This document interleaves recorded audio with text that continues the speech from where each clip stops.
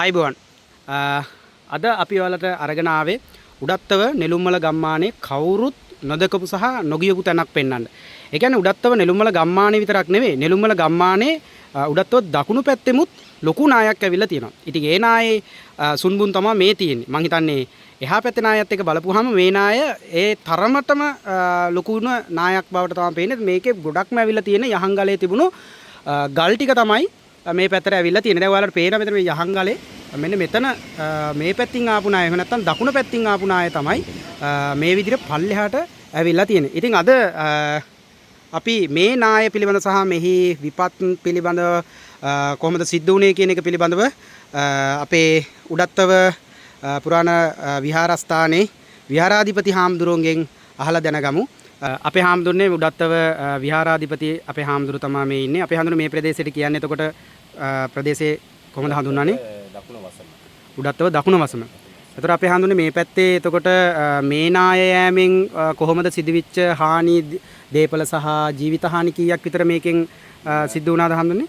එම නාය තුලින් දේපල හානි සම්පූර්ණම නිවාස දෙකක් යන්නේ මේ ගල් හරහා.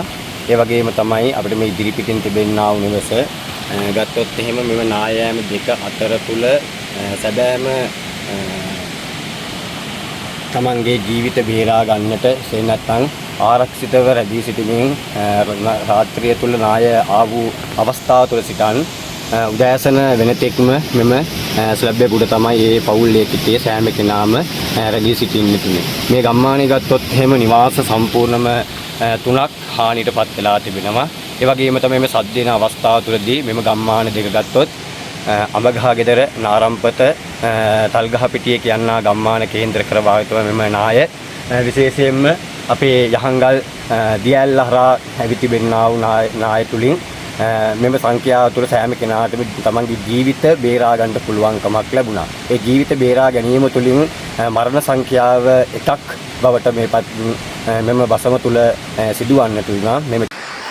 යම් බලන්න උඩහටක් කොහොම මොනවා වගේ තියෙන්නේ කියලා බලන්න මේ වතුර පාර එනවා. මේ වතුර පාර දැන් නම් පොඩ්ඩක් වෙනස් වෙලා කියලා තමයි කියන්නේ. මෙතන මොකද මේ ඔය මෙතනින් නෙවෙයි කලින් ඇවිල්ලා තියෙන්නේ. ඔය පාර වෙනස් වෙලා. මේකේ එහා පැත්තේ නාය යෑමට වඩා විශේෂයි මේකේ යහංගලෙන් කැඩිලා ආපු ඉහළ දකුණු කෙළවරෙන් යහංගලෙන් කැඩිලා ආපු ඒ ගල් පර්වත තමයි ගොඩක්ම මේකේ පේන්න තියෙන්නේ. දැන් ඔයාලට පේනවා අපි මම පොඩ්ඩක් පෙන්නන්නම් අතන උඩ තියෙනවා මේ තියෙන මෙන්න මෙතනින් මේ කඩාගෙන ආපු ගල් ටික එතනින් මෙන්න මේ හරියෙන් කැඩිච්ච ගල් ටික තමයි මේ විදිහට පල්ලෙහාට මේ විදිහට ගලාගෙන ඇවිල්ලා තියෙන්නේ.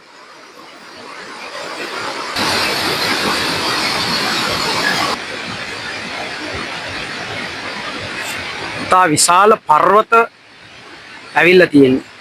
ගල් පර්වත. මේවා යහංගලේ භාගයක්ම පල්ලෙහා තියෙන්නේ බලාගෙන යනකොට. ඇඟ කිලිපොලා යනවා මේ වගේ ගල් කුට්ටි දකින්නකොට. ඉතින් නෙළුම්මල ගම්මානයට එන කවුරුත් මේ ප්‍රදේශයට එන්නේ නැහැ. මේක තනිකරම බැලුවොත් එහෙම පස් වලට වඩා ඇවිල්ලා තියෙන ගල්. අර අපි කලින් පෙන්නුවා වගේ ලොකු ගල් කුට්ටි තමයි මෙතෙන්ට ඇවිල්ලා තියෙන්නේ. ඉතින් හිතා ගන්න බෑ මෙහෙම ඒවා උඩ ඉඳලා පල්ලෙහාට ආවද කියලා. ඉතින් මේවා එකක් ගෙදරකට වැටුනොත් එහෙම වෙන්නේ මොනවද කියලා හිතා ගන්නවත් බෑ. ඉතින් මේ වගේ ගල් තමයි මං හිතන්නේ නෙළුම්මල එහා පැත්තේ ගම්මානෙත් මුලින් ඇවිල්ලා තියෙන්නේ. ඉතින් මේ වගේ ගල් වලට යට වෙලා තමයි මුලින්ම දේපල හානි වෙන්නේ. දේපල හානි වුණාට පස්සේ තමයි ඊට පස්සේ තමයි ඊටු පස් තට්ටුව ගලවගෙන ඇවිල්ලා තියෙන්නේ. ඉතින් මේ තියෙන්නේ අපේ ඊටමත් දකින්නත් ඇත්තටම ත්‍රාස්‍ය ජනකයි මේවා දැක්කම පස්සේ මේ වගේ ගල් කුට්ටිද මෙච්චර පල්ලෙහාට ආවේ කිලෝමීටර ගණන් පල්ලෙහාට ආවේ මේ තරම් විශාල ගල් කුට්ටිද ආවේ කොහොමද ආවේ කියන එක පිළිබඳව හරි පුදුමාකාරයි විස්මයජනකයි. ඉතින් පුදුම හිතා ගන්න බෑ ඇත්තටම කතන්දරේ. ඇවිල්ලා බලන්න ඉතින් මේක මෙහෙම කියනකට වඩා ඔයගොල්ලෝ නෙළුම්මල ගම්මානේ මම අද එනකොටත් සෑහෙන පිරිසක් ඇවිල්ලා හිටියා මේක බලන්න මේ නායයන් බලන්න. ඉතින් ඔයාලා ආවොත් එහෙම මේ නෙළුම්මල ගම්මානේ එක පැත්තක් විතර නෙමෙයි මේ දෙවෙනි නාය. එහෙම නැත්නම් දකුණු පැත්තේ තියෙන නාය තමයි මෙතනින් මේ පේන්නේ. ඉතින් ඔබට පේනවා එන්න බැරි අය පොඩ්ඩක් බලන්නකෝ. මේකේ තනිකරම හරියටම බැලුවොත් ගල් කොරියක් වගේ තනිකර ඔක්කොම තියෙන කළු ගල්. මේ කළු ගල් කුට්ටි මේ බලන්නකෝ ගලෙන් ගැලවිලා ආපු ලොකු පළුවක් වගේ.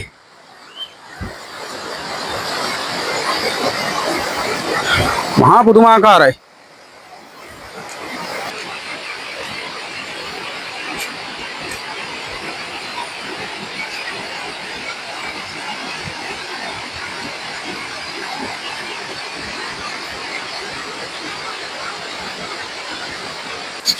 මේ බලන්නකෝ ගලවන ඇවිල්ලා තියෙන ගල් පර්වතේ තරම. ඉතින් මේක නිවසකට එහෙම වැටුනොත් එහෙම කොහොම වෙයිද? හරියට බැලුවොත් අඩි 20 අඩි 15ක් විතර උස තනිකරම ගල් කඳක්. කවදාවත් එයි කියලා හිතපුවත් නැති ගලක්. ගල් තමයි මේවා. කවමදාකවත් එයි කියලා. මේක නම් ඇත්තටම දේවකෝපයක්ද මන් දන්නේ. තනිකර ඔක්කොම ගල් තමයි ඇවිල්ලා තියෙන්නේ මේකේ. ඒ ගල් ටික ඔක්කොම පල්ලෙහාට ඇවිල්ලා තියෙනවා.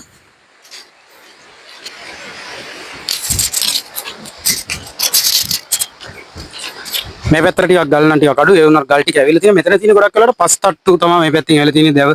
මේ ඊට විශාල රූස්ස ගස්. පල්ලෙහාට ආපු ආකාරය තමයි පේන්නේ. මේ ලොකු ගස්වල මේ ගල්වල වැදිමින් ඒවා කෑලි වලට කැඩිලා තියෙනවා.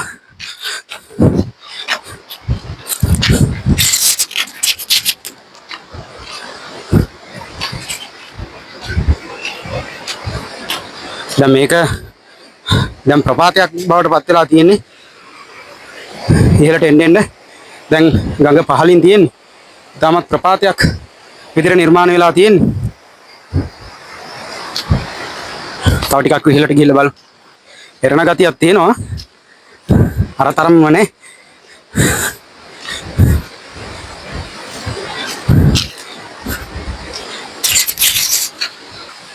මේ තියෙන පැරණි අපේ කට්ටියගේ කඩලින් හේන් කොටපුවා එහෙම නැත්නම් කුඹුරු තමයි මේ තනිකරම ගල් වලින් දැන් වැහිලා තියෙන්නේ.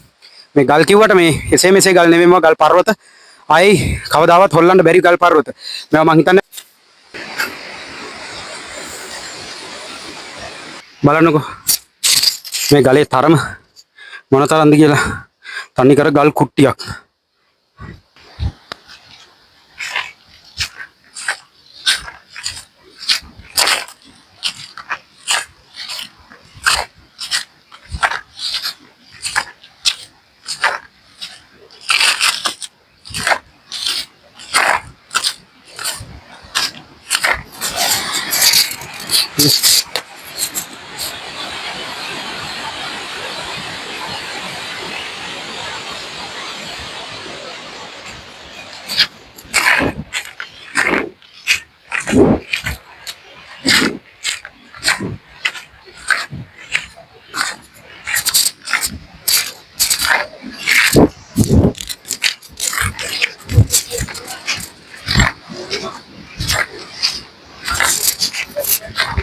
මේ නෙළුම්මල ගමට මේ විදිහට නෙළුම්මලට මේවයි ගල් ආවත් ගන්නනේ.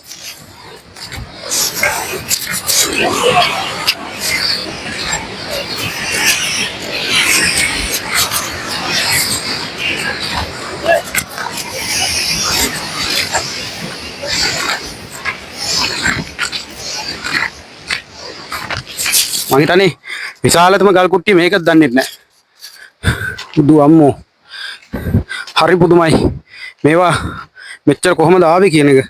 මම හිතන්නේ අඩි 20ක් විතර තියෙන වට අඩි මම හිතන්නේ 100කටත් ආසන්නව ඇති වට අඩි නා ප්‍රමාණය ගල්. පුදුම ගල් කුට්ටි. විශාල ගලක් අර ගල් ප්ලේට් එකක් තනි කර.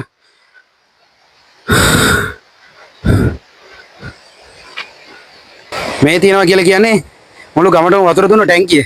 අද තියෙන තත්ත්වය බිමටම සමතලා වෙලා. බලන්නකෝ දැන් ටැංකිය උඩ තියෙන මොකද්ද තියෙන්නේ කියලා. ජීවිතේටත් අයින් කරගන්න පුළුවන් එකක් නෙමෙයි තියෙන්නේ. මේ ටැංකිය බිමටම සමතලා කරලා කම්බි ටික විතරයි ඉතුරු වෙලා තියෙන්නේ. මුළු ගමටම වතුර දුන්න ටැංකිය අද වෙලා තියෙන තත්ත්වය. ඉතින් මෙන්න මේ විදිහට තමයි උඩත්ව දකුණ පැත්තේ නායෑම සිදු වෙලා තියෙන්නේ. ඉතින් අද වීඩියෝ එක මෙතනින් ඉවර කරනවා. අපිව subscribe කරලා තියාගන්න. ඉදිරියේදී වීඩියෝ එකකින් හම්බ වෙනතුරු ඔබ සියලු දෙනාටම සුබදායි දවසක් කියලා ප්‍රාර්ථනා කරනවා.